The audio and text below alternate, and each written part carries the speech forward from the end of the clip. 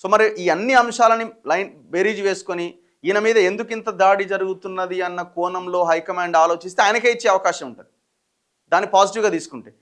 లేదు ఇది మళ్ళీ ఎందుకు మనకి ఇబ్బంది వచ్చింది, ఇప్పుడు ఈటల ఆర్ఎస్ఎస్ కాదు ఈయన కమ్యూనిస్ట్ ఈయన అన్న కోణంలో ఆలోచించి కనుక వ్యతిరేక నిర్ణయం తీసుకుంటే ఆ వ్యతిరేక నిర్ణయం ఆయనకు కాకుండా వేరే ఎవరికి ఇవ్వాలి అన్న దాని విషయంలో కూడా డెసిషన్ కరెక్ట్గా తీసుకోవాలి.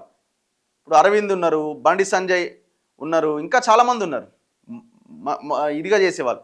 ఇప్పుడు రామచంద్రరావుకే ఇస్తారా చూడాలి. మరి భారతీయ జనతా పార్టీ తెలంగాణ సంఘటన పర్వ్ నోటిఫికేషన్ నిన్న వచ్చింది. నోటిఫికేషన్ సంఘటన పర్వ్ 2025లో భాగంగా భారతీయ జనతా పార్టీ జాతీయ కౌన్సిల్ మరియు రాష్ట్ర అధ్యక్షుల ఎన్నికల కోసం జూన్ 30వ తేదీ మధ్యాహ్నం 2 గంటల నుంచి సాయంత్రం 4 గంటల వరకు నామినేషన్లు మరియు నామినేషన్ల ఉపసంహరణ సాయంత్రం 4 గంటల నుంచి 5 గంటల వరకు కొనసాగుతుందట.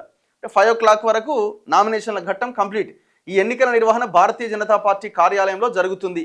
ఈ ఎన్నికలకు రాష్ట్రానికి కేంద్ర ఎన్నికల రిటర్నింగ్ అధికారిగా గౌరవ కేంద్ర మంత్రివర్యులు శోభా కరంద్లాజే గారు వ్యవహరిస్తారు. ఎండల లక్ష్మీనారాయణ మాజీ ఎమ్మెల్యే, బీజేపీ తెలంగాణ రాష్ట్ర ఎన్నికల అధికారి.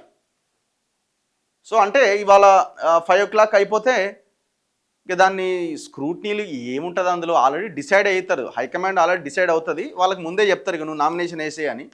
నేను అనుకోవడం సింగిల్ నామినేషన్నే దాఖలయ్యే అవకాశం ఉండొచ్చేమో. చూడాలి మరి ఏం జరుగుతుంది అన్నది.